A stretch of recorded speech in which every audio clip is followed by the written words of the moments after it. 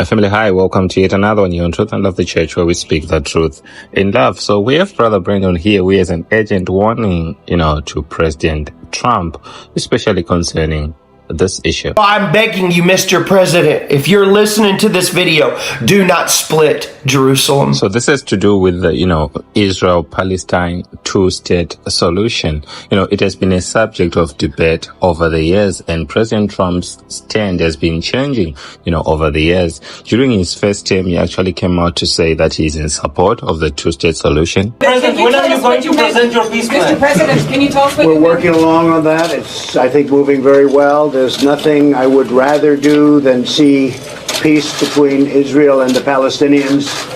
I think lots of good things are happening. It will take a little time. As you know, it's taken plenty of time, many decades, and nothing's happened. But a lot of good things are happening. Actually, by taking off the table the embassy moving to Jerusalem, that was always the primary ingredient as to why deals couldn't get done. I spoke to many of the negotiating teams, and they said they could never get past the embassy moving into Jerusalem and all of what that meant, which you know what that meant. That meant everything.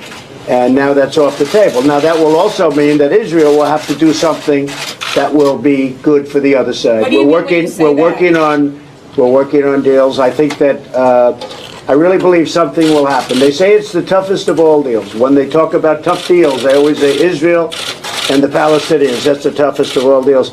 It is a dream of mine to be able to get that done prior to the end of my first term. I don't want to do it in my second term. We'll do other things in my second term.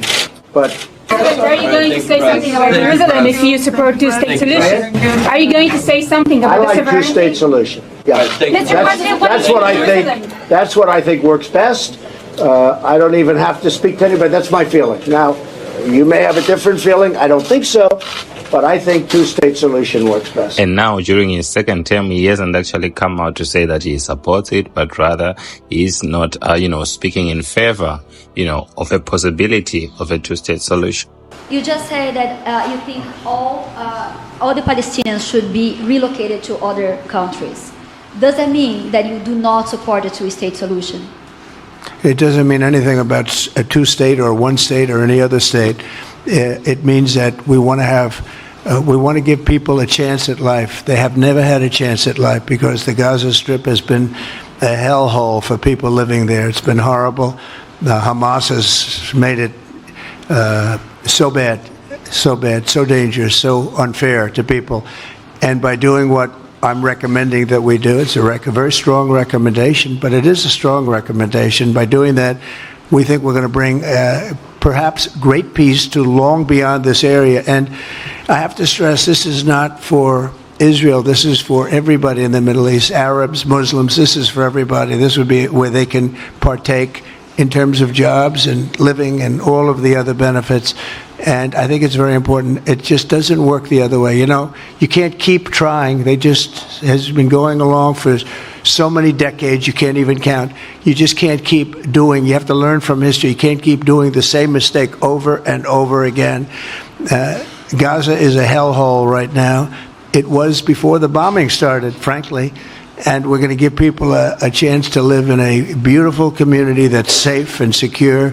And I think you're going to see a tremendous outflowing of support. I can tell you, I spoke to other leaders of countries in the Middle East, and they love the idea. They say it would really bring stability, and what we need is stability. Yes. The Crown Prince of Saudi Arabia is coming to the White House this month.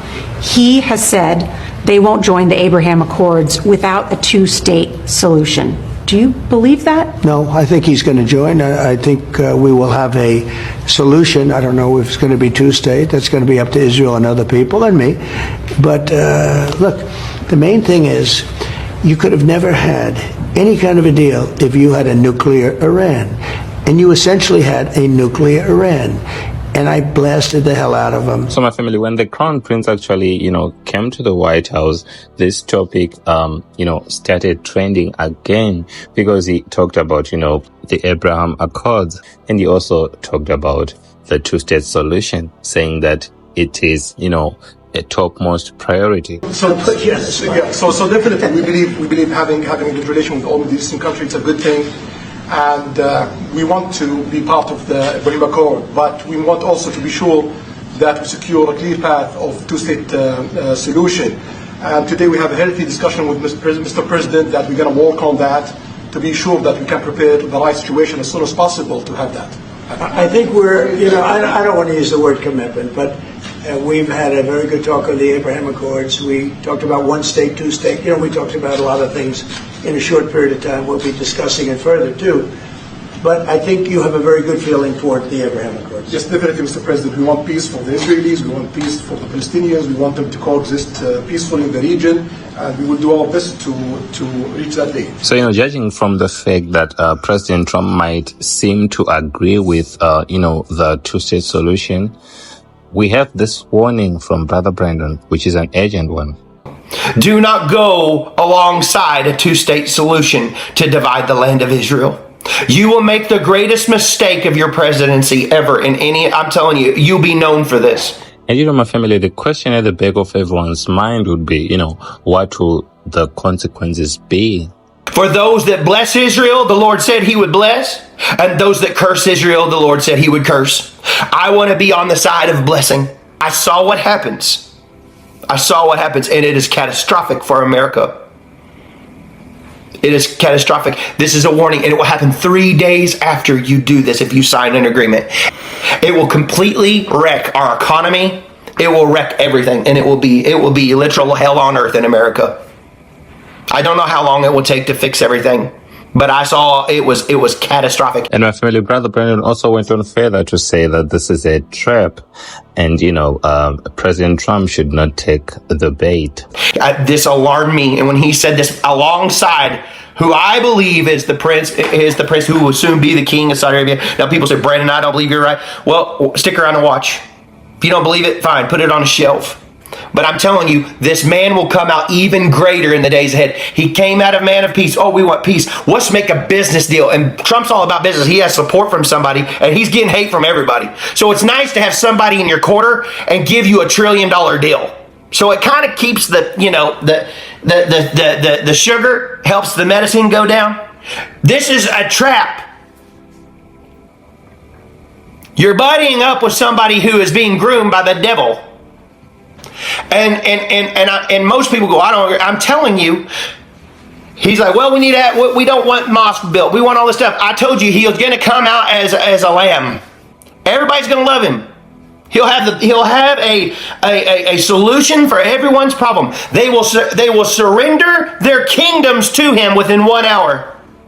They'll all go to Berlin. And all of the world leaders will be around a table. And everybody will surround that table, and they will give their kingdoms over to the Antichrist. Watch what happens within 1 hour, because he has the solution to the problems of the world. So as we see somebody, they say, well, he hasn't been filmed, he hasn't been photographed. How do you know that that's how close we are to the coming of the Lord Jesus Christ? Many of you think we have a long time. One lady said, we have over 100 years. You're wrong.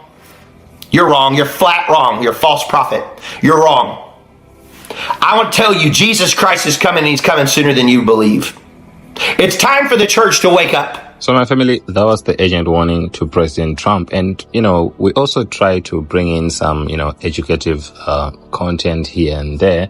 So for those who don't know what is actually happening with this two-state solution, between Israel and Palestine, here's just a 2-minute video that shows you the brief history, of attempts at making sure that there is peace in this area. I'll mention the next one. As always, like, share, comment, and subscribe. God bless you. As the war between Israel and Hamas rages on, President Biden has once again suggested what's known as the two-state solution. But what would that look like, and why has peace in the Middle East remained so elusive? America's answer to the Israeli-Palestinian conflict has been pretty consistent over the years. A viable two-state solution is the only way this conflict can end. I like two-state solution. We cannot give up on a two-state solution. So what exactly is the two-state solution?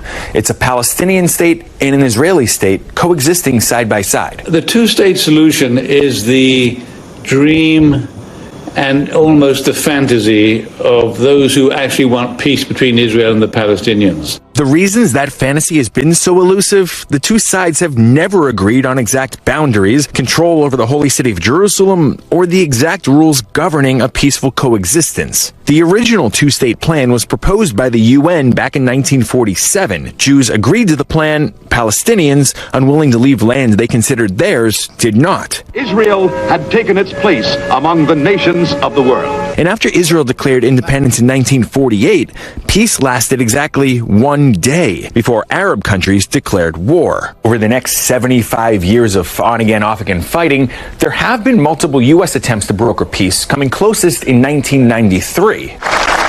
It was known as the Oslo Accords. Leaders from Israel and the Palestinian Liberation Organization agreed to the basics of a new peaceful two-state solution. But before a deal was finalized, sad word that apparently an assassin has claimed another world leader. An Israeli extremist who opposed the Palestinian state assassinated Israel's Prime Minister Yitzhak Rabin. Afterward, violence flared up, and Israel turned to a new leader, Benjamin Netanyahu, who initially refused to honor the agreement. You started to see a reversal of progress, or just very slow progress overall involving the two-state solution. During that time, Hamas rose to power in Gaza, and it kept growing stronger as Israel flexed its muscle with a military blockade. Netanyahu would pledge to never allow a Palestinian state in 2015, though he'd waver in the years a bit on that pledge, and he helped push new Jewish settlements deeper and deeper into the West Bank, an action considered illegal by much of the international community. But if you want to grasp at some hope for peace, the international community is getting more involved than it ever has in recent years. That movement alone, based on principles of protecting innocent lives, that is what's going to achieve peace in the future.